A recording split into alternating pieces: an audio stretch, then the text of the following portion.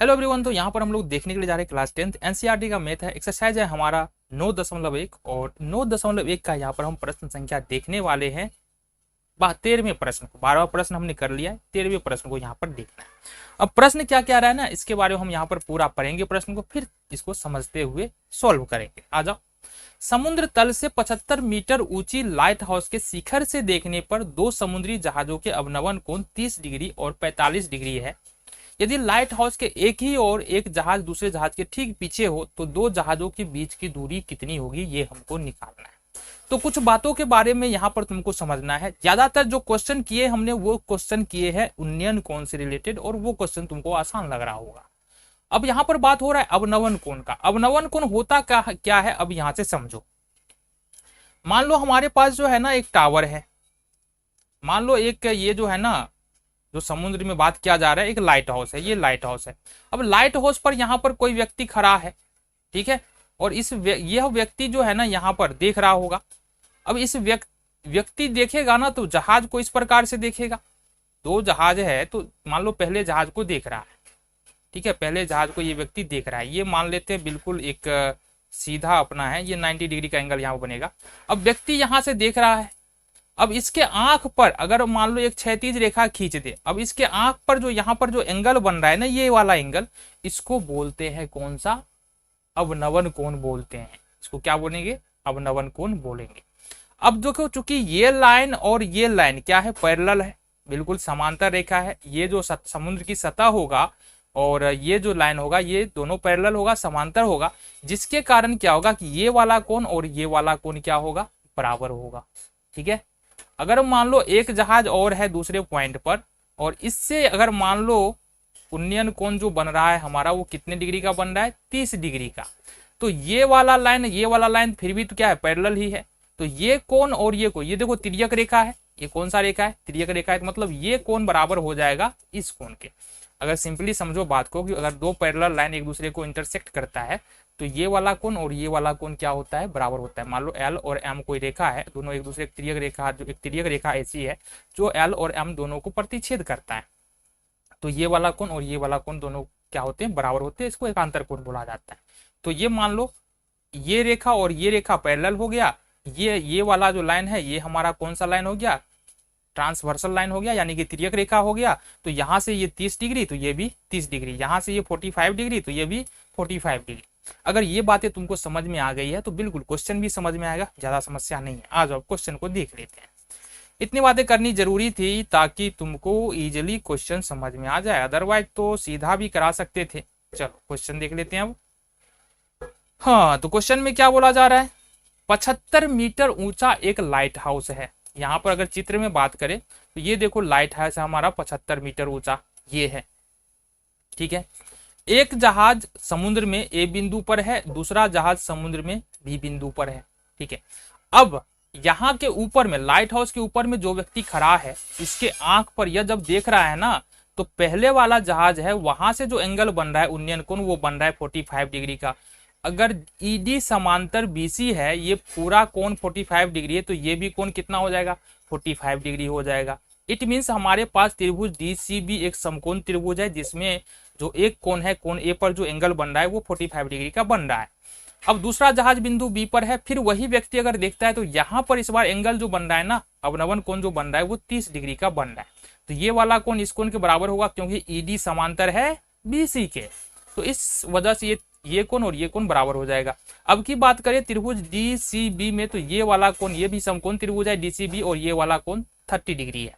अब अगर इतनी बातें तुमको समझ में आ गई है, ठीक है, और इतनी बातें हमने लिख भी दिया, ऐसा नहीं है छोड़ रहे हैं। जब ये वाला क्वेश्चन है ना, हाइट एंड डिस्टेंस वाला क्वेश्चन, तो ये लिखना बहुत ज्यादा जरूरी हो जाता है। ऑब्जेक्टिव में तो आते हैं, ऑब्जेक्टिव में तो कैसे भी सॉल्व कर लो, सिर्फ आंसर तुम्हारा आना चाहिए।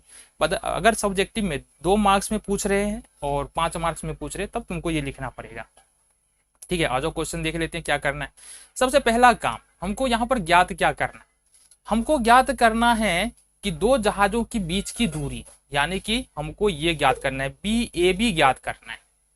अब ए बी कहां पर है तुम्हारा, अगर हम दोनों ही समकोण त्रिभुज की बात करें, त्रिभुज डीसीए और डीसीबी, तो ए बी कहां पर फंस रहा है, ए बी आधार में फंस रहा है, त्रिभुज के आधार में फंस रहा है। इसका मतलब एक तो आधार चाहिए, यानी कि जो भी त्रिकोणमितीय अनुपात यहाँ पर हम पकड़ेंगे उसमें आधार होना चाहिए।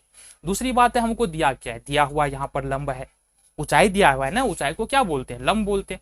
मतलब जो भी त्रिकोणमितीय अनुपात हमको चाहिए उसमें लंब होना चाहिए, आधार होना चाहिए। ऐसा त्रिकोणमितीय अनुपात तुम्हारे पास कौन सा है जरा बताओ। ऐसा त्रिकोणमितीय अनुपात तुम्हारे पास है टेन थीटा और कोट थीटा, दोनों में से किसी का प्रयोग कर सकते हैं। हम यहाँ पर टेन थीटा का प्रयोग करने वाले हैं। तो दोनों ही त्रिभुज में बारी बारी से टेन थीटा लगाओ, सोल्यूशन निकल जाएगा।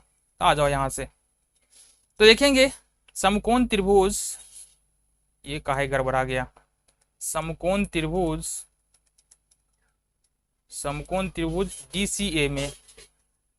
DCA में यानी कि DCA छोटे वाले समकोण त्रिभुज में देखेंगे तो यहां पर लगाते हैं 10 एंगल DAC, ये बराबर हो जाएगा तुमको लंब बट्टे आधार, ये तो होगा ही, लंब बट्टे में आधार ये तो होना ही है। देखो 45 डिग्री का सामने वाला जो DC है ये लंब है, तो इसको लिख लेंगे DC और बट्टे AC हमारा आधार है तो AC लिख लेंगे। अब 10 DAC का मान कितना ये बताओ, ये 1045 डिग्री हो जाएगा क्योंकि एंगल का मान 45 डिग्री है। अब DC का मान 75 है और AC का मान जो है वो है हमारा पता नहीं कितना है, तो AC का AC ही लिख लेते हैं। अब 1045 का मान हमको पता है कितना होता है, 1 होता है। इट मीन्स 75 बट्टे AC हो जाएगा और यहां से जो AC का वैल्यू हमको निकल के आ रहा है वो निकल के आएगा 75। क्रॉस मल्टीप्लीकेशन यानी कोना कोनी गुना करना है तो AC का मान हमको यहाँ से 75 निकल के आ जाता है। अब प्रश्न को आगे देखिए, दूसरा काम जो करना है वो करना है तुमको त्रिभुज DCB में, यानी ये जो बड़ा वाला त्रिभुज तुमको दिख रहा है DCB, इस वाले में, तो लिख लेंगे त्रिभुज DCB में। अब लगाना है 10B यानी कि B का सामने वाली जो भुजा होगा DC हो जाएगा लंब, तो यहाँ पर लिखेंगे, पहले तो फॉर्मूला लिख लो, लंब बट्टे आधार हो जाता है यहाँ से।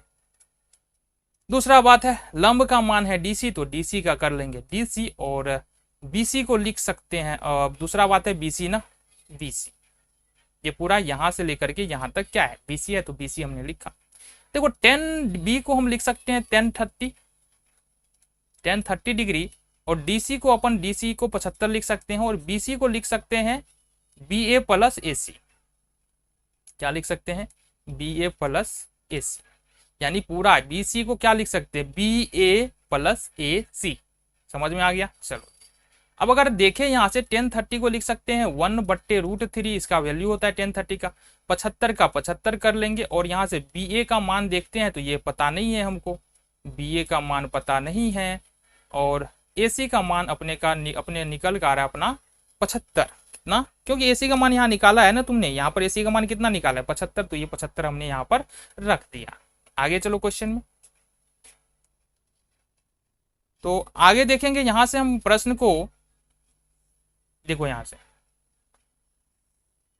आगे देखेंगे ये 1/√3 बराबर 75 BA प्लस 75 निकल रहा है, तो यहां से देखते हैं क्रॉस मल्टीप्लीकेशन करेंगे, √75√3 बराबर हो जाएगा AB प्लस 75। 75 को उठाकर अपने को इधर ले जाना है तो AB बराबर क्या हो जाएगा, 75 इधर प्लस में उधर जाके माइनस में हो जाएगा, मतलब AB बराबर हमको निकल के आएगा यहाँ से, AB बराबर निकल के आएगा 75√3 और माइनस का 75। तो यहाँ से AB बराबर जो निकल के आ रहा है वो निकल के आ रहा है 75 कॉमन आ जाएगा √3 माइनस 1 मीटर।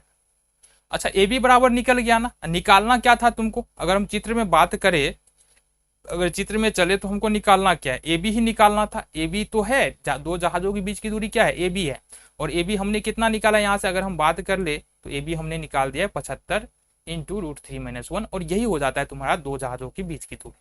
अब देखो जो भी क्वेश्चन तुम करते हो ना उसका थोड़ा सा रिविजन करो, ठीक है, विदाउट रिवीजन। पहले बात तो है ना उस तरह के बहुत सारे क्वेश्चन करने की कोशिश करो और फिर उसको बार बार रिवीजन करो। कोई भी सब्जेक्ट पढ़ रहे हो रिवीजन बहुत ज्यादा जरूरी होता है।